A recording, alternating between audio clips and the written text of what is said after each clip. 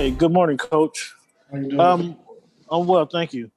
I want to ask you about Zach LaVine. What do you see in Zach LaVine on film?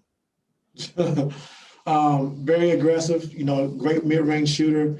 I just think he's really taking his game to another level as far as having the ball in his hands a lot, running pick and roll, making plays for other guys.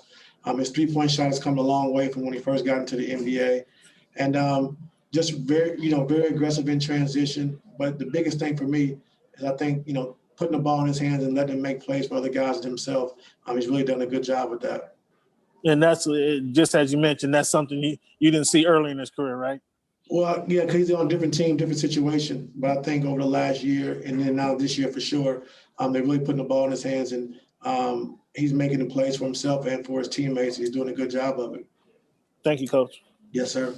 Thanks, Cameron. We'll go over to Mark Medina. Hey, Ty, good to see you. Hope you're hanging in there.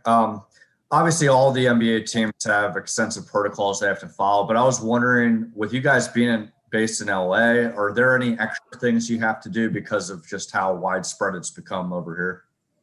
I just think trying to be safe as possible, just continue to follow the NBA protocol, what they put in place for us. And our team is doing a good job of trying to do that. And, like I said, you can do all the right things and still catch it. So we just want to, continue to do the right thing, continue to follow protocol, and hopefully this doesn't touch our team. Thanks, Mark. Miriam, you can go ahead. Hey, good morning, Ty. Hello. Hey, so wondering, after you guys had the 51-point loss, you guys got in the gym and did some shooting drills, listened to music, and kind of kept it upbeat. Wondering sort of like what your message was to the guys after the last loss to Golden State. I mean, we played well, for 2 quarters and 3/4, and then that third quarter kind of got away from us, just, turnovers. Steph being able to get out in transition where he made some early threes, and he thrives in those moments. And the game is over, so we're just moving forward. We want to continue to get better and build off that. We know we played almost 3 great quarters. We looked fantastic, and then we got to a position where we turned the basketball over, took some shots that were like turnovers, and then, defensively we wasn't very good at all. All right, thank you, man. Thanks. We'll go over to Nick Hamilton. Hey, Coach, you talked about Zach LaVine, but also Kobe White has put together a really good stretch of games. What makes him so difficult to defend and try to contain? I think it's quickness. I think shiftiness, but also being able to shoot the basketball. I think whenever you shoot the basketball, you have to really pay a lot of attention to those guys. And with his speed, they're able to get into the basket as well.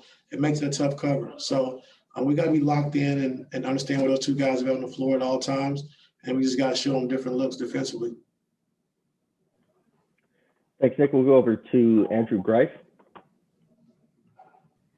Hey, Ty, you obviously know what it's like to be a smaller guard in the NBA from your career. I'm just curious from your perspective, when you watch Pat Beverley go for offensive rebounds, I mean, this is not a new thing for him, but he just continues to be so good at it.